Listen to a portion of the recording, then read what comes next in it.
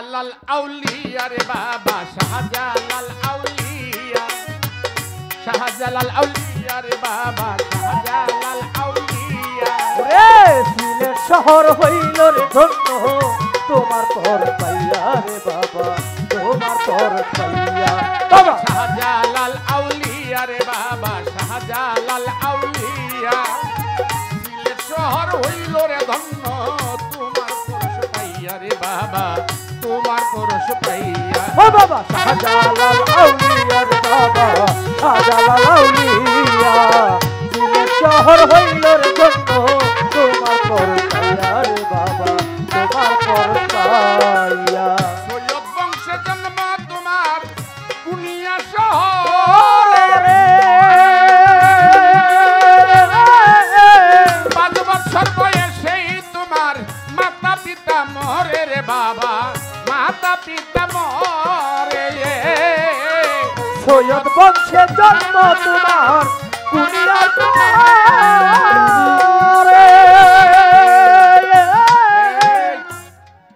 সৈয়দ বংশ এই যে আজকে যাকে লক্ষ্য করে পবিত্র উরুস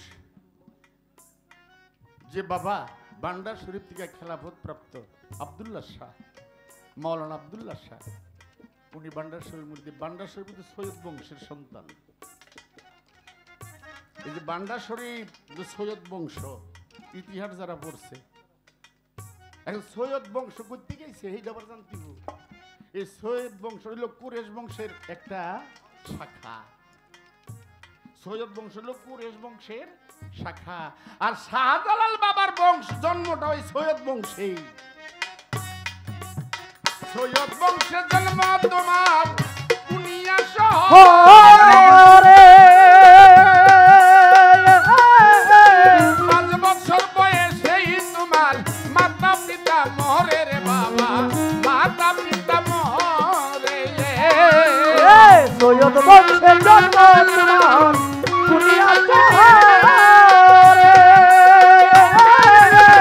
5 বছর বয়সেই তোমার মাতা পিতা মরে রে বাবা মাতা পিতা মরে আরে শেখ মাহমুদ পিতা তোমার কুরেশ বংশে যাইয়া ওরে শেখ মাহমুদ পিতা তোমার কুরেশ বংশে যাইয়া শেখ মাহমুদ পিতা তোমার কুরেশ বংশে যাইয়া সিলেট শহর হইল রে ধন্য তোমার পরশ পাইয়া রে বাবা তোমার পরশ পাইয়া ও বাবা শাহজালাল আউলিয়া রে বাবা শাহজালাল আউলিয়া সিলেট শহর হইল ধন্য তোমার পরশ পাইয়া রে বাবা তোমার পরশ পাইয়া ও বাবা শাহজালাল আউলিয়া রে বাবা শাহজালাল আউলিয়া সিলেট শহর হইল ধন্য তোমার পরশ পাইয়া বাবা তোমার পরশ পাইয়া মামা তোমার আহমদ কবির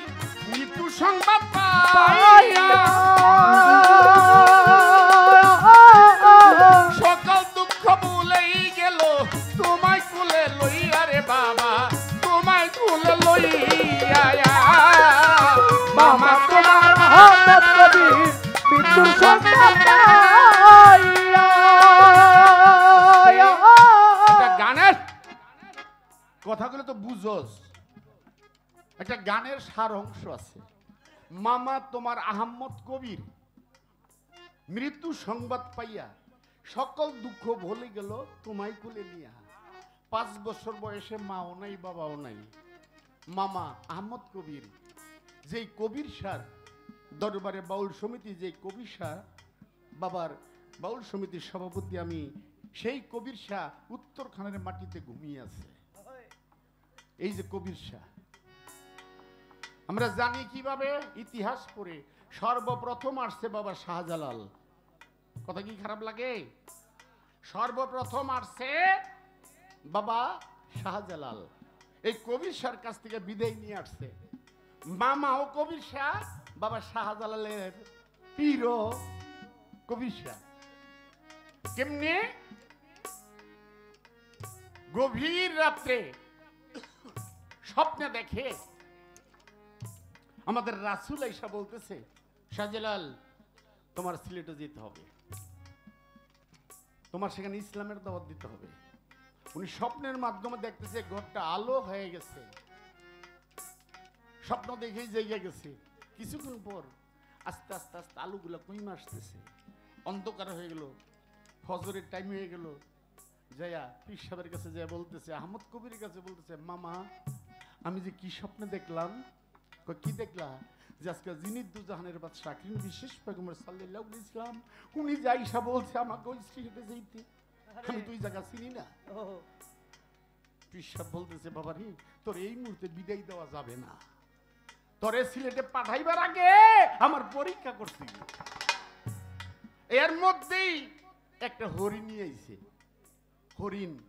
হরিণ নিয়ে আয় কইতেছে, হে আল্লাহর ওলি, আমার বাচ্চাগুলো বনের বাগে খায়ালায়, আপনি একটু দয়া করে বিচার করে দেন।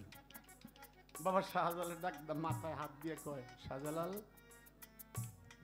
তুমি তো আমার ভক্ত, যাও ওই বনে যাও, হরিণের বিচার করে দিয়া হও।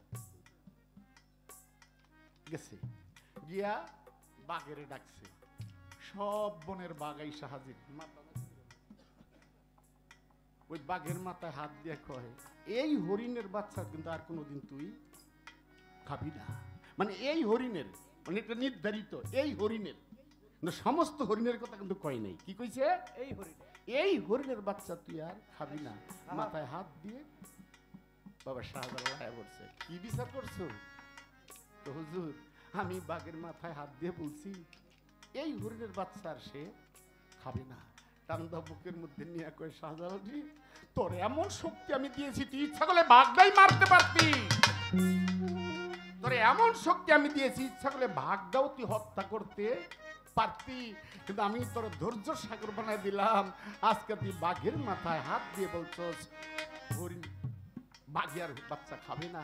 যা বাবা, আমার পরীক্ষা তুই পাস করছস, এখন তুই শ্রীহটে চলে যা। এই তো বিদায় নিয়ে চলে আসছে। কয়জন নিয়ে আসছে আপনারা ভালো করে জানেন? এই 360 জন তো এক লোক আহে নাই গিয়া। মনে করেন আমি উত্তর থেকে 2500 লইছি, 10 জন আমার দলে যোগ হয়ে গেছে গা।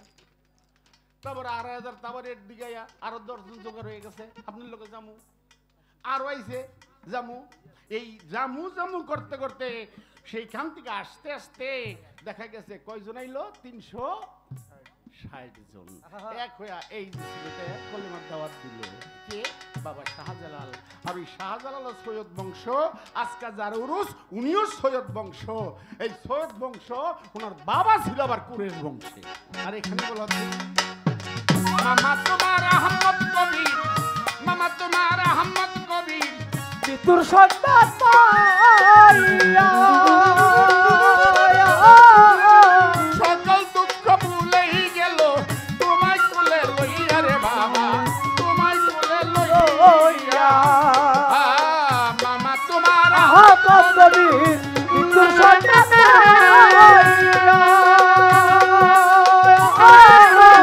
সকল দুঃখ ভুলেই গেল, তোমায় কোলে লইয়া রে বাবা, তোমায় কোলে লইয়া। আরে শেখ মাহমুদ পিতা তোমার কুরেশ বংশে যাইয়া, ওরে তোমার কুরেশ বংশে যাইয়া, মাহমুদ পিতা তোমার কুরেশ বংশে যাইয়া, সিলেট শহর হইল রে ধন্য, তোমার পরশ পাইয়া রে বাবা, তোমার পরশ পাইয়া। বাবা শাহজালাল আউলিয়া রে বাবা, শাহজালাল আউলিয়া শহর হইল ধন্য, তোমার পরশ পাইয়া রে বাবা, তোমার পরশ পাইয়া। ও বাবা শাহজালাল আউলিয়া রে বাবা, শাহজালাল আউলিয়া শহর হইল ধন্য, তোমার পরশ পাইয়া রে বাবা, তোমার পরশ পাইয়া। 7 বছর বয়সে বাবাই কোরআন খতম করে, নিজে আল্লাহর রহমত করে তোমার উপরে রে বাবা, তোমার উপরে। 7 বছর বয়সে বাবাই রোজা নামাজ করে,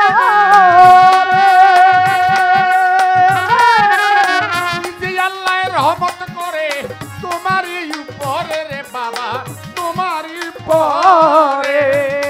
এবার পাগল মনির তোমার নামে যাবে কুরবান হইয়া, ওরে পাগল মনি তোমার নামে কুরবান হইয়া পাগল মনির তোমার নামে যাবে কুরবান হইয়া সিলেট শহর হইল রে ধন্য তোমার পরশ পাইয়া রে বাবা তোমার পরশ পাইয়া ও বাবা শাহজালাল আউলিয়া রে বাবা শাহজালাল আউলিয়া সিলেট শহর হইল ধন্য তোমার পরশ পাইয়া রে বাবা তোমার পরশ পাইয়া বাবা শাহজালাল আউলিয়া রে বাবা শাহজালাল আউলিয়া সিলেট শহর হইল রে ধন্য তোমার পরশ পাইয়া রে বাবা তোমার পরশ পাইয়া বাবা শাহজালাল আউলিয়া রে বাবা শাহজালাল আউলিয়া সিলেট শহর হইল রে ধন্য তোমার পরশ পাইয়া রে বাবা তোমার পরশ পাইয়া রে বাবা তোমার পরশ পাইয়া